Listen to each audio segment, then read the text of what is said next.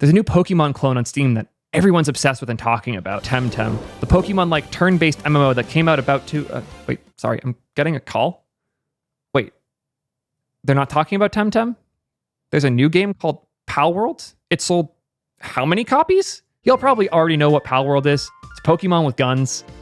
But it isn't Pokemon with guns. The only Pokemon game that's even close to how it works is Legends Arceus. The first trailer for Palworld came out well before Legends Arceus, so it's unlikely they were particularly inspired by that game. Palworld doesn't actually have too much in common with Pokemon. Like, yes, there's catching, but everything else is a lot more like survival games such as Rust or Ark. Those games are all about being thrown out in the wilderness, surviving, building bases, fighting enemies, and doing a fundamentally different thing than you do in Pokemon. As such, it's felt weird seeing everyone saying that Palworld is ripping off Pokemon or that it's just Pokemon with guns. Because I've played a lot of Pokemon clones. I put a disgusting number of hours into everything from Pokemon ROM hacks to PokeMMO, Cassette Beasts to Temtem. And I'm promising you, Palworld is the least like Pokemon of any Pokemon-like I've ever played. They're very, very different games. You might have heard the rumors that Palworld stole all their models from Pokemon. These are entirely false. As soon as I saw the screenshot saying the body's a one-to-one match, I literally just screenshotted it and circled the points that prove it's not a one-to-one match. These are different models. The shape suggests there's some inspiration, but there's no model ripping going on here. This is an eyeballed attempt at making a similar shape. Were these inspired by Pokemon designs? Yes. It's a lot of things that are inspired by a lot of things, but this isn't theft. This is inspiration. We can have a conversation about if they were too inspired or not, but when you look at the gameplay mechanics and everything else they're doing and realize that those are not inspired by Pokemon, they're inspired by very much other things, what you realize is their creation is a mix of ideas and concepts from a ton of different stuff, and the result's something genuinely unique, compelling, and fun. They made a game that's genuinely fun, so much so that I didn't publish any videos over the weekend because I was no-lifing this goddamn game. It's actually a really fun game, and I'm saying this as the guy who can defend most of Game Freak's decisions. I was the person defending the Dexit. I was the person out here saying Game Freak is doing their best. I'm the one who breaks down which teams do what and why Legends Arceus is so cool. I'm a huge Game Freak fanboy, but they're not being stolen from here. This is something inspired by them that is way cooler.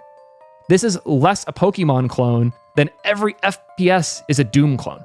And that's why it's so frustrating to me. We have these examples from the person who claimed these two models are the same, but thankfully, Metal Dragon Kid broke it down and pointed out that there is almost no overlap with these models whatsoever, despite the screenshot of them dragging it in and out that looked so scary. The original creator has even since admitted that they resized the models so that it would look like they were the same, that these weren't the original conditions of the models. They actually modified them to try and make it look more compelling. What was their reason for lying like this? They actually tweeted it. I am doing this because I think it's disgusting how much Palworld glorifies animal abuse. They had no interest in actually outing theft. They purely wanted people to be mad at this game because they claim it glorifies animal abuse, which funny enough, it doesn't. It actually parodies people who glorify animal abuse in the way Pokemon just glosses over it.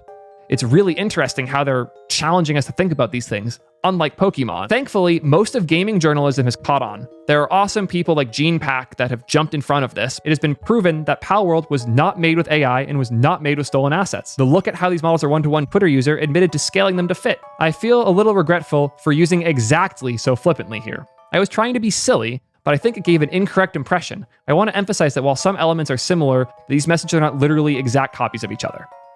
Literally just a lie. Gotta love when people lie on the internet to get famous. So interested in your perspective. Is there like some common sense test to show this isn't an accident? I've been counting polygons, but that feels so easy to cover for. Like I just press a button in Blender and the message would be completely different. Yeah, the thing you are doing to check this isn't real. It's obnoxious that you would pretend it is, especially once you learn more about the dev team and how much of a miracle it is that this game even exists. There's this great back and forth from the Palworld CEO and other people asking questions. And he has some really, really cool comments in here. Like, the decision to make it Pokemon with guns was because they were worried the game would not be a global success unless they added guns, because Americans like to shoot things. That's hilarious.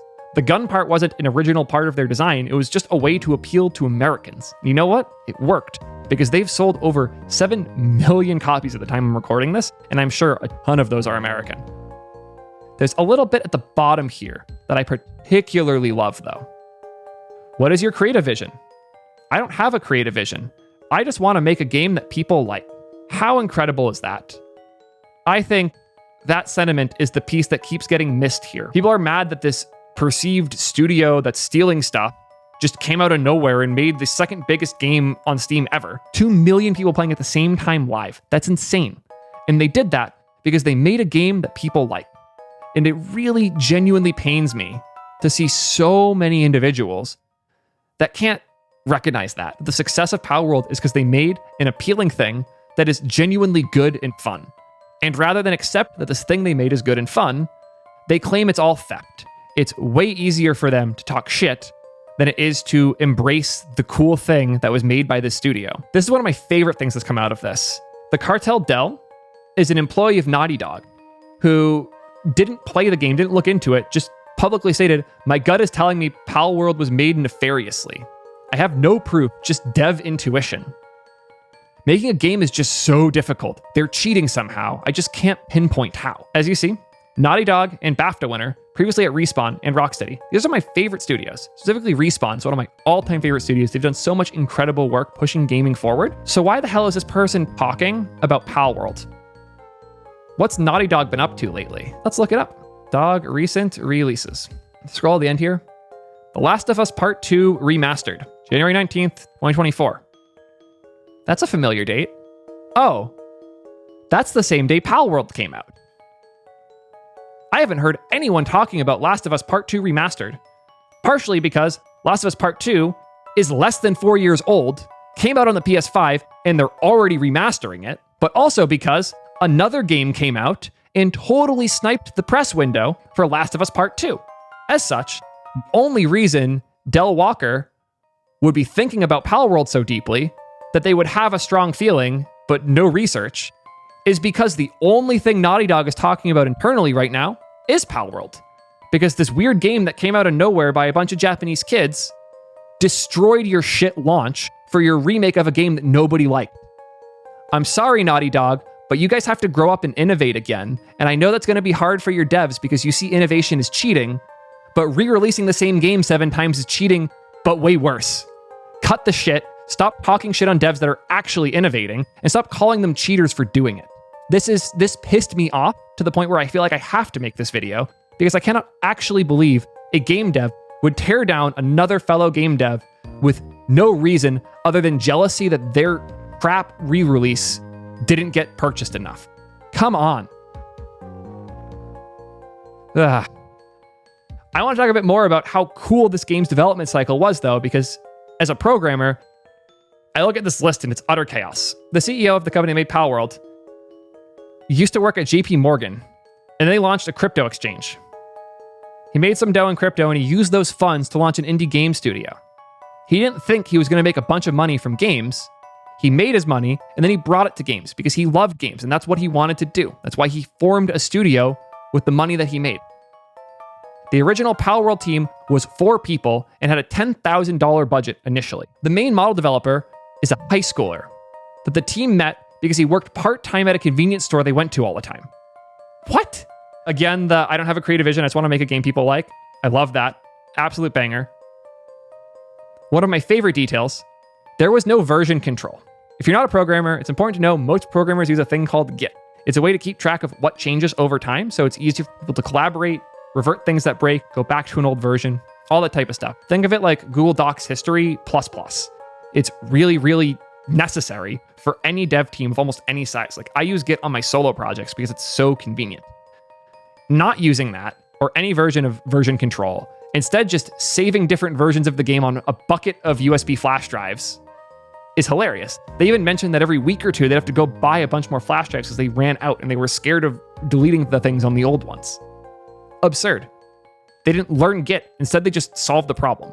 And that's the theme you're going to see here. This team didn't spend a lot of time deeply thinking through each problem they ran into, trying to come up with an intelligent solution or researching a bunch of other options.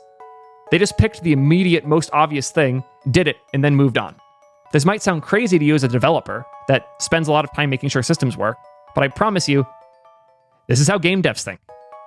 And they did a great job with it. They made a thing that works and sold millions of copies despite not using Git. That's incredible. One other feat of absurd engineering here. They switched from Unity to Unreal late in development. If you don't know much about game engines, Unity and Unreal are the two core engines that most modern games are made with. Unity is well known for being a bit simpler to get started in, works great for smaller teams, a lot of cool built-in stuff, a whole ecosystem of models and things you can buy and install. A lot of indie games are made with Unity, even some of my favorite games like Subnautica and Outer Wilds. Unreal Engine was built by Epic to make more epic AAA games. It's used for everything from random shooters to Fortnite to crazy stuff like Kingdom Hearts and Tekken. It's really cool to see that Unreal and Unity have found their respective niches. Those are pretty distant niches, where Unreal is primarily for bigger teams doing realistic-ish stuff, and Unity is for smaller teams doing cartoon-ish stuff. So why would they move? Because it seems like Unreal Engine's not a great fit for that studio, right? Well, with all the crazy customization stuff they were introducing, Unity's performance got rough quickly. And rather than learn how to optimize the performance in Unity, they just learned the engine they heard performed better. No one at the studio knew Unreal Engine. They all learned it together to make the game possible. This is a quote, admittedly a Japanese to English translated quote, so it's far from perfect, but I love it so much. Optimization is guts. Lady Luck only smiles on those who lick the documentation, repeatedly hit mem reports, and grep on the hardware. This is the best I've ever heard anyone talk about optimization of games, and this is a Japanese to English translation. This is incredible. Despite all of these things blocking them at every step, they did it. This is one of those rare stories where a small team worked their asses off to make something not just functional, but lovable. And a lot of people love it. Something comes out, like a lawsuit, I'll be sure to let you know. So it's 1:30 in the morning. I'm in the middle of finishing this edit. And of course, Nintendo just responded to Palworld. Well, they didn't do it directly because it's Nintendo. Of course they didn't. They put out a generic statement about a generic game. Let's read it quick. We have received many inquiries regarding another company's game released in January 2024. We have not granted any permission for the use of Pokemon intellectual property or assets in that game. We intend to investigate and take appropriate measures to address any acts that infringe on intellectual property rights related to the Pokemon.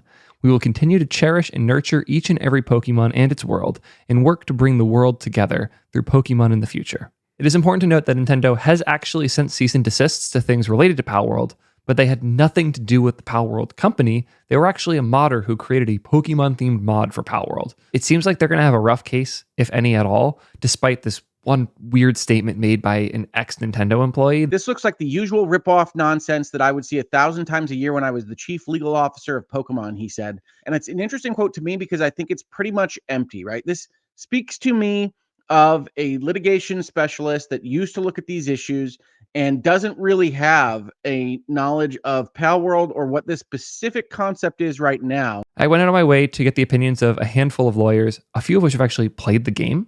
And it's a pretty resounding agreement that this does not fall within the 4 pillars expected for traditional copyright infringement. Specifically, since the formula of the game is so fundamentally different from what Nintendo offers with Pokemon, this isn't a real court case. Anyone who says otherwise either doesn't know the details or doesn't know how the legal system works. Yeah. Back to more put together Theo from earlier. Despite all of the chaos, despite the insane battles these people have been fighting every step along the way, and despite all the people on Twitter pissed at them for it, they succeeded. They made an awesome game people are loving, and I'm genuinely excited for stream to end so I can go play some more after. Huge shout out to the Palworld team for standing up against all of this and making something that truly will change gaming going forward. I can't remember the last time an indie broke out like this since PUBG, and I think we're going to see a similar level of splash here. This type of accessible, survival, creature-based blend of fun is a truly novel thing. And even if none of those parts are something they invented, the assembly is. In the same way as a developer, I assemble a bunch of different technologies and solutions to build unique experiences. They did that with a bunch of ideas from different teams. I hope this video will help a little bit with all of the chaos and rumors spreading about this game, because most of them aren't true. That's all I have to say. Go try the game if you haven't already. It is genuinely really fun, and for $30, I'm already at over 50 hours of gameplay, and I'll probably get way more. It's an incredible value. Check it out if you haven't. Good chatting as always. See you guys in the next one. Peace, nerds.